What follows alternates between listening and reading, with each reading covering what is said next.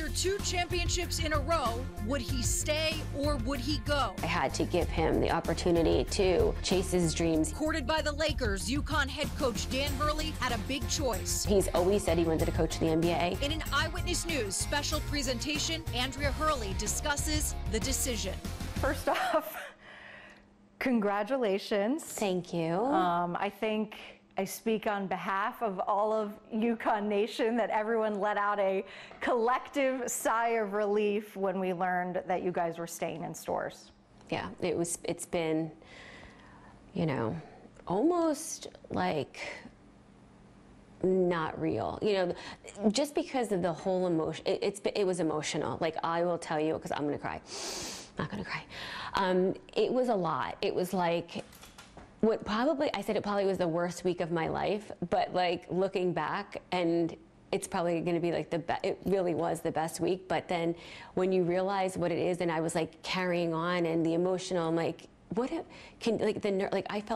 felt so bad. I'm like, look at what I'm saying is, you know, making me crazy. Like, these two, who would trade with us? I mean, like, that's not a problem.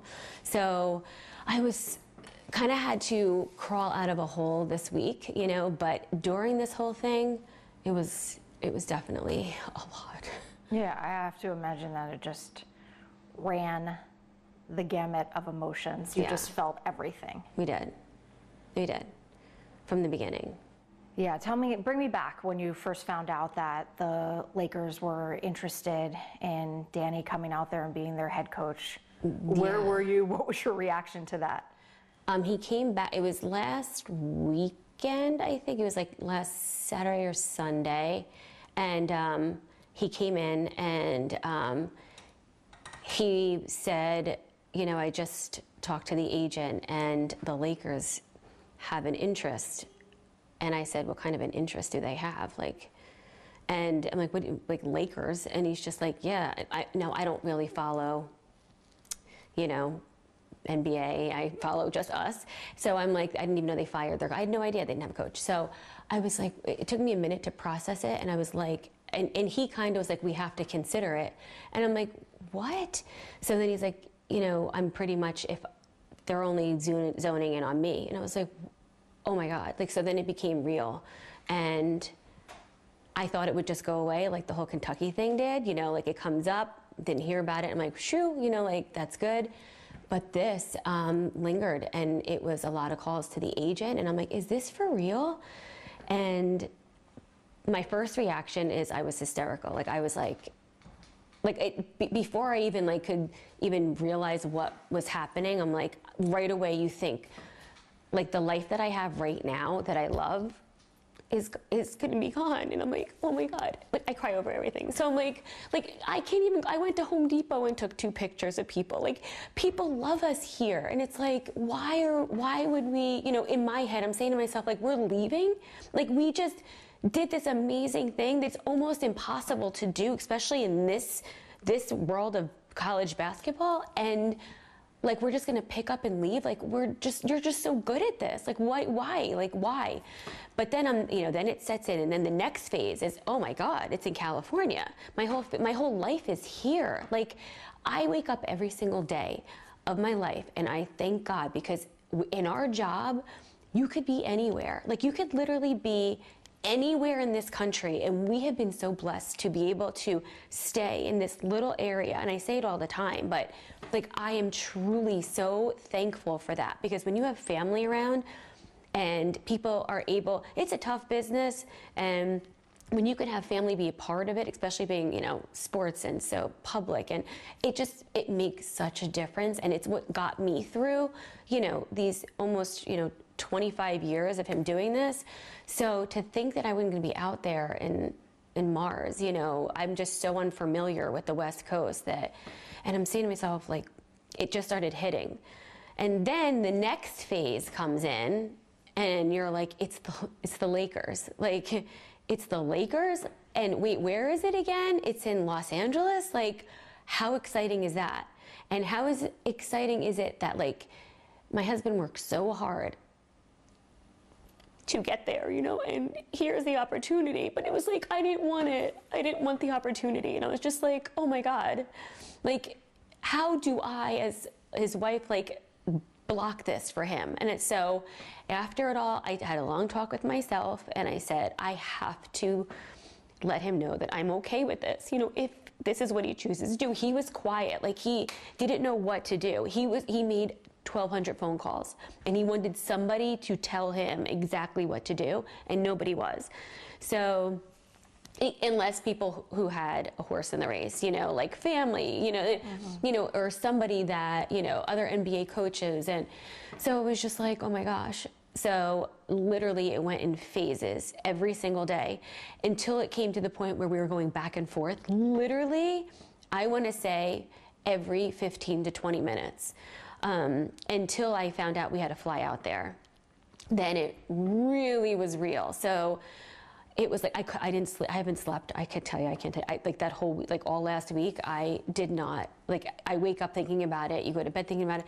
So when they said that we had to fly out there, I was like, oh my gosh, like, it's for real. Danny was talking to the media saying when you found out you were really angry. Yeah. Is that a fair representation of how you felt initially? I don't think it was anger. It was scared. I was scared. Like, I was just like, because once it settled in, I didn't think about Lakers, NBA, the whole, you know, shininess of, you know, the you know, of the franchise. I was more thinking selfishly of myself, like, oh my goodness, like, I had not like I had a hard time moving to Rhode Island, and I had to talk myself into that. And I was like, you know, when I get comfortable somewhere, and I feel like I found my way here finally, and it took a little bit, but like, I would never, you know, never want to hold him back. But initially it was so scared that, like, my life, that this amazing life as I know it could come to an end, and we'd have to start something new. So I was annoyed. I was annoyed that he didn't shut it down right away. Mm-hmm. You know? And you can't shut the Lakers down you right can't, away. You don't do that. I didn't, you know, at that time I didn't realize, but, you know, think about it. I want everybody to think about it. Like, your husband just won back-to-back championships, and then the Lakers come in. Like, sorry that my brain was everywhere. You know, it was like, just think about how that was all, it was like bullets, but it was like, oh my God, like, and every minute I was like, oh God, oh my goodness. You know, it was like one after another. What was it like getting the red carpet rolled out by the Lakers? They sent their plane. They literally, attention to detail, like, they made us really feel like welcomed, and that they wanted to be a part of our family, and they wanted us a part of their family. And it was like, just so sincere, and the way that they, like, were talking to us, it was like, I sat there and all I did was cry, of course. I said, they should know anything about me. I'm like, I am just emotional. So I sat there, and as I'm like looking at the general manager, I'm like seeing the Lakers sign behind him, and I'm like, I didn't hear a word he said, because I just couldn't believe that we were sitting in this boardroom, like meeting room, with the GM, with the owner of the Lakers, and they're doing everything they can to, you know, make us want to get there, you know, want to go there. And I can't even begin to tell you what was going, like, I just didn't know. But I was drinking the Kool-Aid, because I was like, this is amazing. They did, you know, they know what I do with the Children's Hospital, and they offered such great opportunities for me. And the general manager's wife, who I adore, right away, the second I met her, as a pediatrician. So for us to get together, like, they really sold it that everybody was going to have a part in this. And then you leave there, and actually why I was there, as I was looking, every time I looked at the owner's face, I saw another one of our players, you know, and I was just like, no, like, this is amazing, but, like, we have our kids at home, you know, like, how do we leave kids that, you know, just wanted back-to-back championships? Mm-hmm. How about all these new babies that are coming in that could have went anywhere, and they chose to come here to play for Danny? And I'm like, I like that never escaped to my mind. So, but every time I did see my kids, like I just started to cry. So then we left, and it was the next day and a half was excruciating. And it went back and forth for all of Sunday. This Sunday was a blur. Then Sunday night, and we did go back and forth, and my kids were on board. Even if one person in my family says no, then it's a no-go, like no way. And everybody was so supportive, which I didn't like. It made it harder. Mm-hmm. But I knew at this point, like I had to give him the opportunity to chase his dreams. He worked so hard. If he wants to do this, and I know he's always said he wanted to coach the NBA, I just didn't expect it to come like that out of nowhere, and you have to make a decision within a few days. So that night, we went back and forth 37,000 times on Sunday, like truly had no idea what to do. And it was like after midnight, we were going to bed, and I'm brushing my teeth crying because I'm like so stuck. And he says, okay, on the count of 3, we're going to text each other in our hearts what we want to do right now. So I'm like, right now. So we both said 1, 2, 3, and we hit send, and we both said stay. Oh. So I was like, we're staying. I'm like, don't ask me again, because I can't go through this again, because all I keep seeing is like the Laker people and, Kobe jerseys lit up and Manhattan Beach is beautiful. It was like, it would have been such an amazing life after this, but I just wasn't ready. I just wasn't ready to just pack it in and leave a place that we love so much, that you work so hard to have this entire state.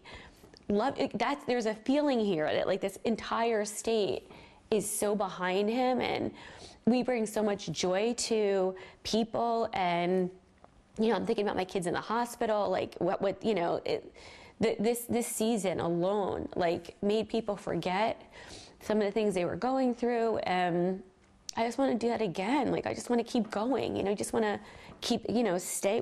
Why fix something if it's not broken? Why jump to something else? Just because you could doesn't mean you should. So here we are. And that was tough. And I did go to Jersey for a few days on Monday because I had to get away from here, even though it was like, it just felt too much for me. Mm-hmm. And I had to sit with the decision, and there was a little bit of, regret, because it's going to be regret either way, but I think the regret the other way would have been excruciating. You've been married for a very long time, and there's ups and downs in any marriage. I imagine this was a tough struggle for the both of you. It was, but I mean, our foundation is so strong. Like it's weirdly strong. Like we're just so perfect for each other. And like, that's another thing. Like we're a team. Like we really are. And with our kids, and when he first came in, it's like, I was so proud of him. Like I'm so proud of him, like all the time. But that was probably my one fear. My biggest fear going out there is that we are going out there with the strongest foundation of anybody that I know. And I was so afraid that was going to get damaged. I was afraid of, like I said to him, one of the things I said to him is like, you don't know what college coaching is like. There's no offense. I heard that somebody said that, I wouldn't know. Like you're an offensive coach. Like, what are you going to do? Tell people to what are you going to tell LeBron to like run up, the bleachers when he, is too slow on offense? What are we doing? I just didn't know if the way he coached would fit. And I have no idea, because that's a question. I'm not there. I don't even know how they run things here or there. So I just said, if we're out there and you move me out there and nobody's listening to you, and it's not what you thought it was going to be, and you're not getting fulfilled from the coaching part of it, and you are coming home miserable, and you threw me to the other side of the country, I'm going to have resentment. I'm going to tell you right now, because there's going to be no one for me to go run to my mom's house or, get in the car. I'm going to be stuck there. So, and I can't live with that. So that was a huge thing. I'm like, he's like he always puts my feelings first, which is like, I'm just so grateful for that too. You know, like he would never want to mess up what we have. So that was a big deal. You know, it's like like he says, we're a team. What we do, what we say together, we're going to do, make this decision together. And we're going to go with it. So I love the little text thing that we did the night before. And we high-fived about 20 times with two different directions, but it was, we saved ourselves from, possibly having issues, which I just, oh my God, I couldn't even think about that. People on the internet kept saying this decision all boils down to Andrea. It did not. It did not. It did not, because trust me, I know that people work for things in their life, and I could tell you firsthand, he has worked so hard. And, I always say this, all people see is like, what you get paid and this and that. Like we have gone through, my kids and I have gone through a lot for him to go after his dreams and to be this good. We sacrificed a lot. Like, he wasn't around a lot. This world that we live in so publicly, it gets fresh sometimes. It's not fun all the time. And my kids have gone through it. You tend to forget that part of it because of the good. The good sometimes overshadows the bad, and vice versa when things, so it is a tough life when people are, especially now. But he worked so hard to get here. There was no way in hell I was going to, block him from doing something that he worked so hard to do. And if it's what he really wanted to do, and that's why I kind of changed my tune a little bit. And I had a long talk with myself. And I said, like, you are not going to do this. I mean, he would resent me if I didn't. So that's why I kind of let the gates down. And I said to my mom, it's a 5-hour plane ride there. It's 4.5 back. That's a car ride. My Andrew's like, that's how long it takes us to get to Rhode Island when we were in Rhode Island. I'm like, oh, he is right. But, so I did talk myself into saying that it would be okay if we did go, if that was the choice that he decided to make. I mean, everyone was talking about it across the country. And when UConn Nation heard, what did that love and support that they have shown your family mean to you? Because it has truly shown that this state adores the Hurleys. It's a feeling, another feeling, because my emotions are so shot, but it is a feeling like we made the right decision. And I could not be, I just keep thanking God for what are we in right now? We're in this weird place in life where I would never want this to end. Imagine a whole place wanting you to, when you don't do well, they all want you gone. And that is a whole other, a whole other feeling. This is insane. I just got flowers from a few kids. I don't even know these people. There's balloons out. It's like Princess Diana's gate. It's like balloons outside, signs. There was flowers laying down. So nice. It was oh my goodness. I sit there and I always call it, you bottle it up. And I've been doing this all my life, and I sit and I don't ever want to forget the feeling. So I close my eyes and I'm and I keep doing that every time. I did it 20 times since Monday, but it's amazing.